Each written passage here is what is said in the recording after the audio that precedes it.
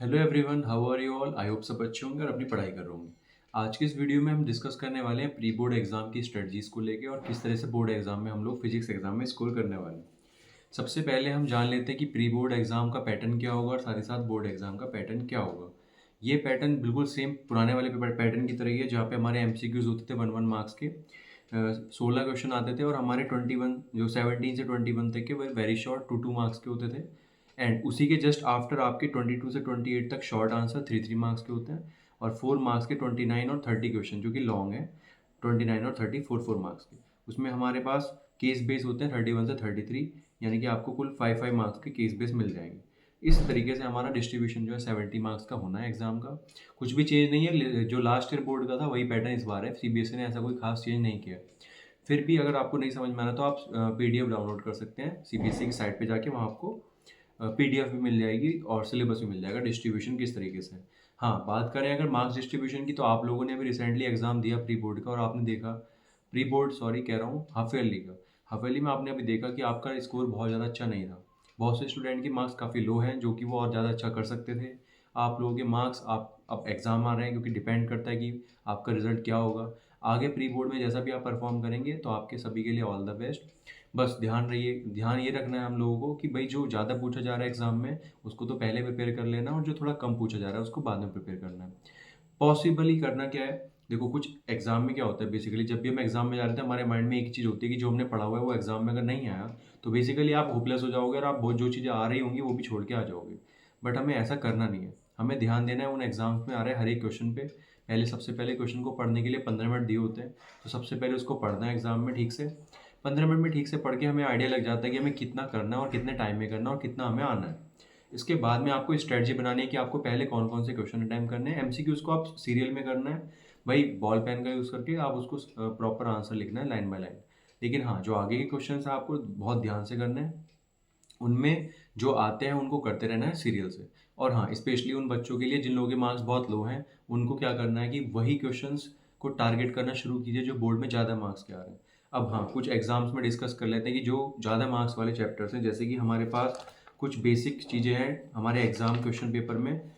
Late से कुछ chapter जैसे ऑप्टिक्स एक यूनिट है हमारे पास, ray optics wave optics, total मिला के अच्छे खासे नंबर में आ जाती है वो हमारी। इलेक्ट्रोमैग्नेटिक वेव को अगर मिला लिया जाए तो 18 मार्क्स सिक्योर हो सकते हैं हमारे वहाँ से। तो सबसे पहला काम तो आप सबको यही करना है कि आपको इलेक्ट्रोमैग्नेटिक वेव और ऑप्टिक्स को मिला के टोटल कंप्लीट करना है अपना सिलेबस सबसे पहले फिजिक्स का।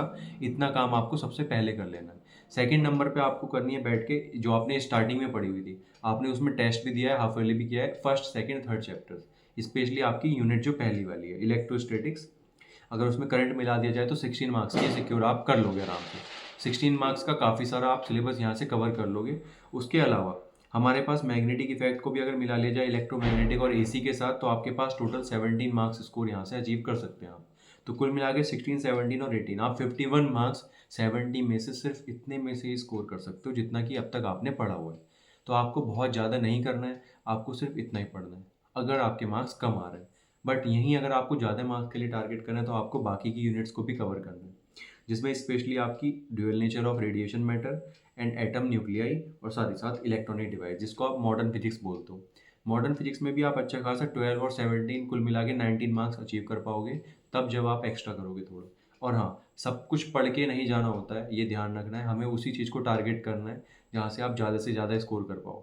आप अगर सब कुछ पढ़ने लगे तो ऐसा तो होगा नहीं कि बहुत ज़्यादा मार्क्स आप ले आओगे, आप वो भी नहीं कर पाओगे ठीक से जो आपको आता होगा।